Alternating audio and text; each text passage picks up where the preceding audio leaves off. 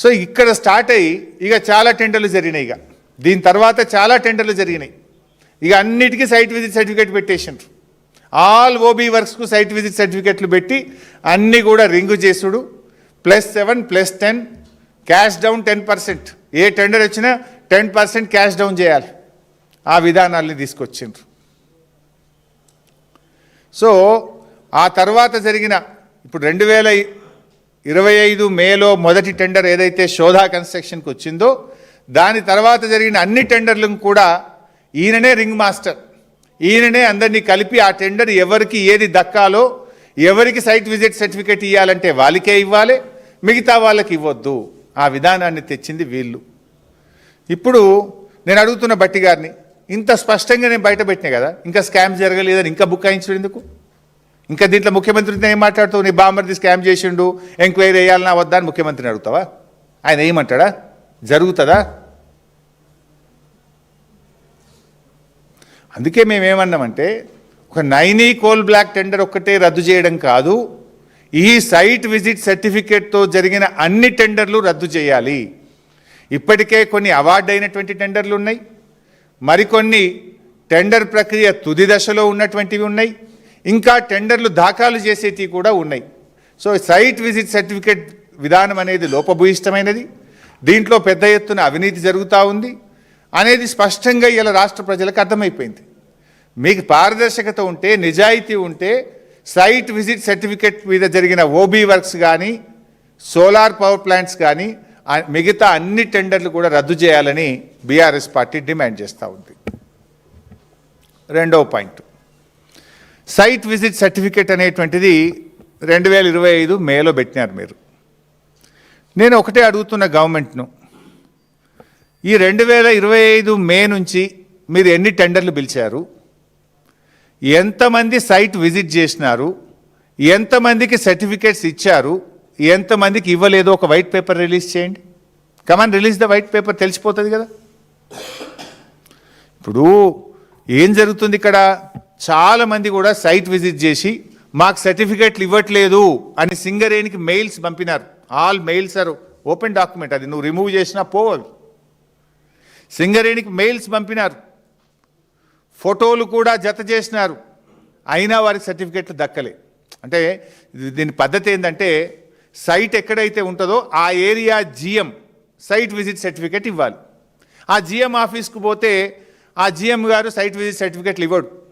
లాస్ట్కి ఇక టెండర్ 5 గంటలకు లాస్ట్ అయిద్దనంగా, సాయంత్రం 5 గంటలకు టెండరు దాఖలు చేయడం లాస్ట్ అంటే, మధ్యాహ్నం పూట బ్యాక్ డేట్లో 2కో 3కో 4కో వీళ్ళు చెప్పిన వాళ్ళకి సైట్ విజిట్ సర్టిఫికేట్ ఇస్తాడు, మిగతా వాళ్ళకి ఇవ్వడు. కొంతమంది కాంట్రాక్టర్లు ఆ జిఎం ఆఫీస్ ముందు నిలబడి సెల్ఫీ తీసుకొని, ఇగో నేను సైట్ విజిట్ చేసిన, నేను సింగరేణి జిఎం ఆఫీస్ ముందే సెల్ఫీ తీసుకుంటున్నా, మాకు సైట్ విజిట్ సర్టిఫికేట్ ఇవ్వలేదు, మా టెండర్ను కన్సిడర్ చెయ్యండి, ఇగో ఇదే ప్రూఫ్, నేను సైట్ విజిట్ చేసిన ఫోటో ఇది, సింగరేణి జిఎం ఆఫీస్ ముందు సెల్ఫీ తీసుకున్న ఫోటో ఇది, మరి మాకు సైట్ విజిట్ సర్టిఫికేట్ ఇవ్వడం లేదు, మా టెండర్ను కన్సిడర్ చేయండి అని ఎన్ని మెయిల్స్ వచ్చినాయి. అనేక మంది మెయిల్స్ పంపినారు. లైక్ ఎన్సీసీ కంపెనీ మెయిల్ పంపింది, జిఆర్ఎన్ కంపెనీ మెయిల్ పంపింది, మహాలక్ష్మి కంపెనీ మెయిల్ పంపింది. ఇట్లా ఎన్నో కంపెనీలు మాకు సైట్ విజిట్ సర్టిఫికేట్ ఇవ్వట్లేదు, మేము పలానా తారీఖు నాడు సైట్ విజిట్ చేసినాము, ఇగో ఇది సైట్ విజిట్ ఫోటో, ఇగో ఇది జిఎం ఆఫీస్ ముందు నిలబడ్డ ఫోటో, జిఎం ఆఫీస్ ముందు తీసుకున్న సెల్ఫీ ఫోటో, మమ్మల్ని కన్సిడర్ చేయండి అని మెయిల్స్ ఎన్ని వచ్చినాయి. ఆ మెయిల్స్ బయట పెట్టండి. నేను పెట్టమంటే పెడతా, మీరు పెడతారా నన్ను పెట్టమంటారా? సైట్ విజిట్ సర్టిఫికేట్ మాకు ఇవ్వడం లేదు అని జిఎం ఆఫీస్ ముందు నిలబడి సెల్ఫీలు తీసుకొని మీకు పెట్టింది నిజమా కాదా?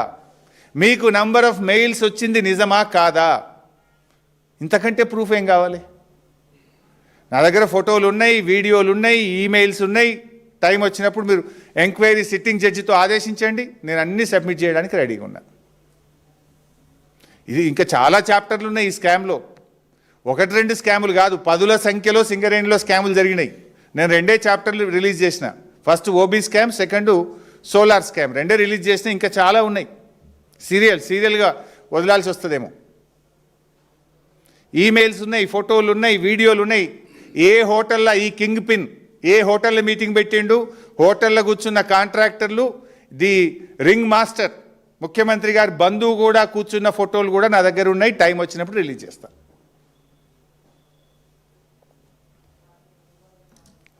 సో నేను అందుకే ఐ డిమాండ్, సింగరేణిలో ఎంతమంది సైట్ విజిట్ చేసిండ్రు, ఎంతమందికి సర్టిఫికెట్లు ఇచ్చిండ్రో రిలీజ్ చేయండి, ప్రజల ముందు పెట్టండి, తెలిసిపోద్ది కదా. శ్వేతపత్రం విడుదల చేయండి. ఇంకొక ఇంట్రెస్టింగ్ అండ్ ఇంపార్టెంట్ పాయింట్, సింగరేణిలో టెండర్ నియమ నిబంధనలు మార్చినప్పుడు కాంట్రాక్టర్లతో సమావేశం పెడతారు. That's a procedure in Singareni. ఆ కాంట్రాక్టర్లు అందరూ తమ అభిప్రాయాలు చెప్తారు.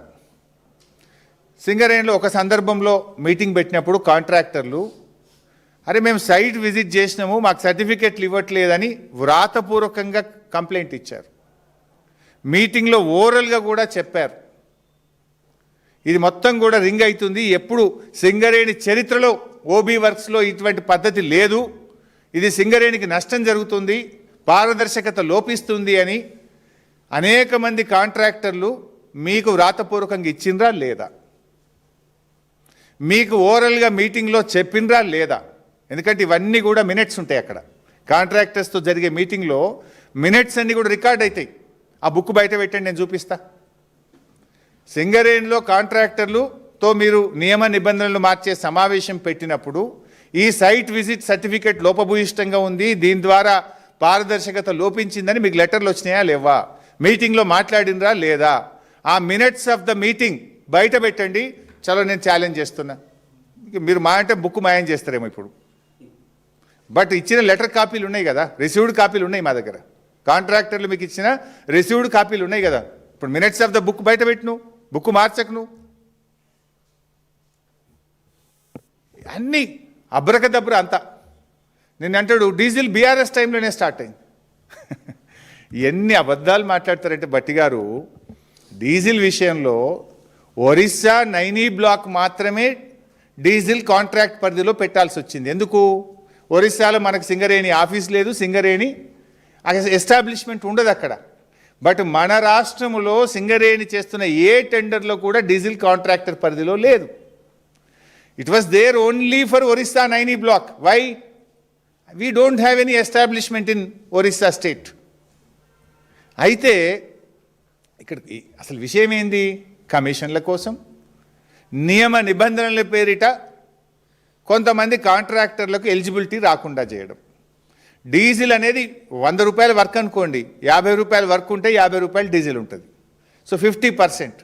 ఇప్పుడు వాల్యూ ఇంతకుముందు ఒక 600 రూపాయల వర్క్ ఉందనుకోండి ఓబీ, డీజిల్ యాడ్ చేస్తే అది 1200 రూపాయలు అవుతుంది. 1200 రూపాయలు అయినప్పుడు కొంతమంది కాంట్రాక్టర్లకు ఎలిజిబిలిటీ రాక వాళ్ళు ఎగిరిపోతారు. సో కొంతమందిని పోటీ తగ్గించడానికి, పోటీని నివారించడానికి చేసినటువంటి కుట్ర కొంత. 600లకు వచ్చే కమిషన్ బదులు 1200 కోట్ల మీద కమిషన్ వస్తుంది. ఇది దీని వెనుక ఉన్నటువంటి సత్యం. మరి ఇంకోటి అడుగుతున్నా నేను, మరి డీజిల్ బీఆర్ఎస్ హయాంలోనే వచ్చిందని ఒక మాట అన్నావు కదా, ఆన్ గోయింగ్ ఎగ్జిస్టింగ్ వర్క్స్ ఒక 100 ఉన్నాయి సింగరేణిలో. మరి ఆ కాంట్రాక్టర్లు అందరికీ డీజిల్ కొనుగోలు చేసే అవకాశం ఎందుకు ఇస్తలేవు? ఇచ్చిండ్రా వాళ్ళకు? మరి అంటే మీ స్వార్థం కోసం ఇవాళ మీరు కొత్త నియమ నిబంధనలు పెట్టి మైనింగ్లో అనుభవం ఉన్నటువంటి కాంట్రాక్టర్లను లేకుండా చేసిండ్రు. ఇలా దాని పర్యవసానమే సింగరేణిలో బొగ్గు ఉత్పత్తి తగ్గిపోతూ ఉంది. ఇలా బొగ్గు ఉత్పత్తి రోజు రోజుకు తగ్గిపోతూ ఉంది.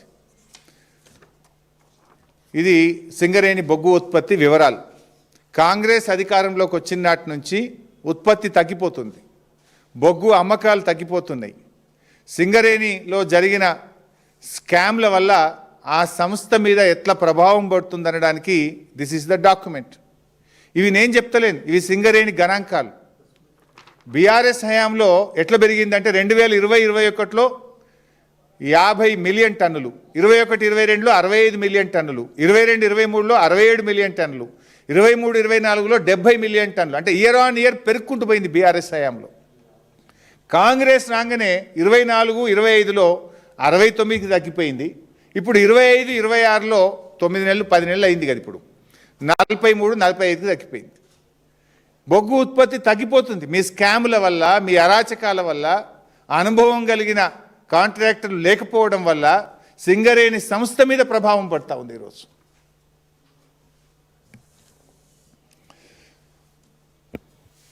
దీని ఎందుకంటే నియమ నిబంధనలు మార్చి రేవంత్ రెడ్డి బావమరిదికో అనుభవం లేని కాంట్రాక్టర్లకో మీ అనుయాయులకు టెండర్లు మీరు కట్టబెట్టింది నిజం.